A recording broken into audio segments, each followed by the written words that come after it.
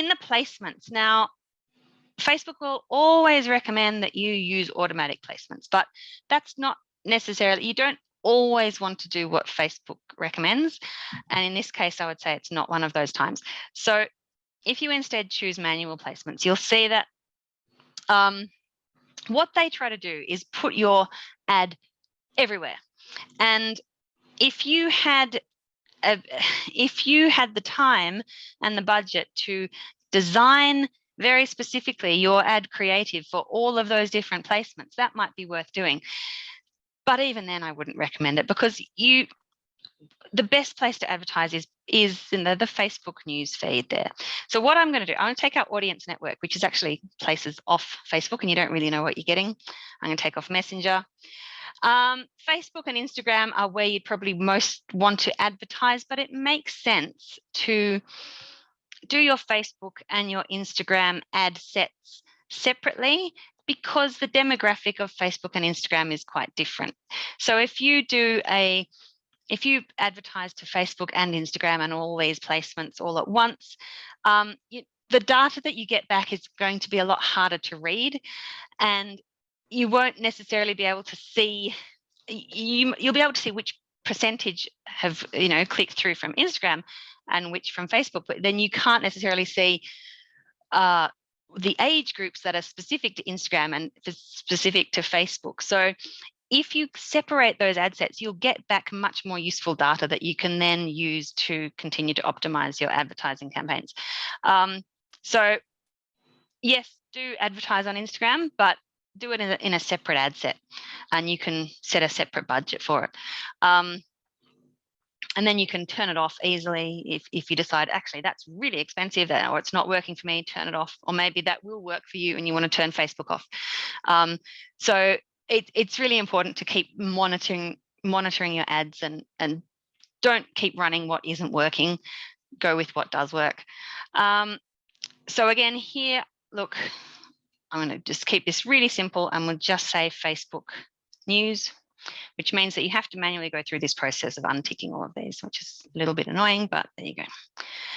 I'm not saying that you can't have a go at playing with some of these other placements, that's fine, but just probably best, especially when you're launching, just to start with the feed.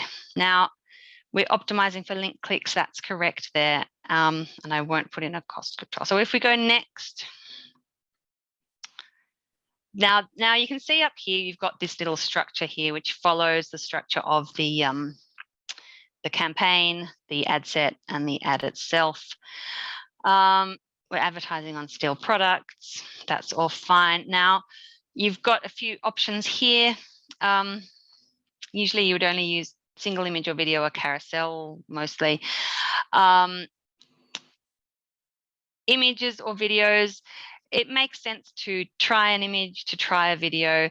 Often videos do better in our experience, just because they tend to grab people's attention more, and also Facebook really likes video. I think Facebook is always trying to promote video, so it can be a really good strategy to launch with a video.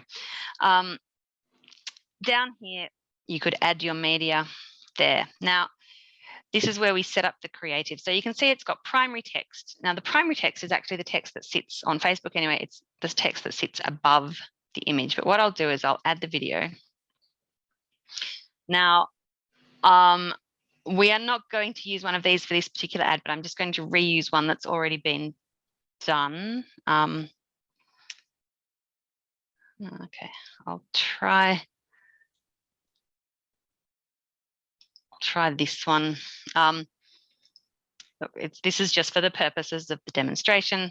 So there's a little video there. That's all fine. We can say done. Okay,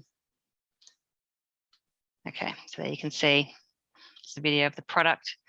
So if we put in some text here, it's got some options there. I've sort of drafted something here. Be aware, it's always a good idea to draft your ad copy ahead of time, but then once you actually get into the platform, be prepared to change it, because once you see it in context, that's when you can kind of play around and just see what works well. And the reason I say that is that, as you can see here, this is giving us a little preview here. We can expand that. This is the mobile news feed. So as you can see, I've got some text in there, but you can only, it stops there. So what you want to do is make sure that the most important text that you want to put in your ad is in these first 3 lines and doesn't get cut off there, because that might be all people see. You don't have to write any more than that. It can be very short. And looks, again, this is one of these things where you can play around with different options. I've seen Facebook ads that have virtual essays that go on and on and on, and others that are just really, really short text at the top there. Try different things. So I can play this, and this was obviously a Christmas one, as you can tell. It's very attention grabbing there. Okay, so I'll close that. If you use this drop down, you can also see what it looks like on desktop. On desktop, you tend to get more text, but be aware that you get a lot more traffic, generally speaking, on mobile than you do on desktop. So that in that one, all the text fits in there. Okay, so I'll close that. So this is where you would put in your primary text, which as you can see, sits above the image. Here, the headline, it sort of goes against what you'd expect, but the headline actually sits below the image. So, I mean, just put something like that, bubble guns for everyone in this particular one. And you'll see it will sit there when it actually loads. And under here, you have a description. The description doesn't always appear, so don't put anything that's really, really important in your description. You might just, if it's a key selling point, put it in one of the other bits of text up there. You can add options so that you get different headlines, so that Facebook will decide for you which headline and which primary text to serve up to individual people. The problem with that, though, is that if you have in your primary text and your headline and your description, if you have multiple versions of each, Facebook will mix them up. And so if you've specifically put certain selling points in the primary text and then the different one in the headline and a different one in the description, you might end up Facebook giving you all 3 of the same sort of information. So plus you can't actually see which options are doing better than the others when you look at the data. So I usually don't bother to add those extra options in there. Down here, we've got our call to action, which in this case would be a shop now.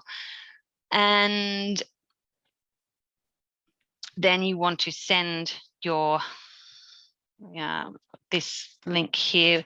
This is an eBay. Oops, I've gone into the wrong one. I always do that. There we go. Okay, so you can put in your URL there. Okay, and then here, display link, you might just want to put a simplified, nicer URL in there. You can also kind of cheat and put in a / and say bubble guns if you want to. And you can see it's now saying that it's going to ebay.com.au/bubbleguns. So that's not a real URL. It'll actually just go there, but it just kind of gives you a little bit more text to play with there. So that's the ad, and then if you're happy with that, you can publish, and that's the basics of how you would set up a campaign. I won't publish this. I'll just close it. It will all save automatically. They're always trying to tell you to publish, and I refuse. Okay, because that needs a little bit more work, but that's the basics of setting up a campaign. That was a video from my regular Monday night Q&A session with the members of the Aussie Online Entrepreneurs. We are the fastest growing community of professional e-commerce sellers right here in Australia, with sales of over $50 million. If you'd like to find out more about what we do and also come and join us, you can get yourself off to www.aussieonlineentrepreneurs.com.au. The link for that is right in the description, and I will see you on the inside. Till next time, bye.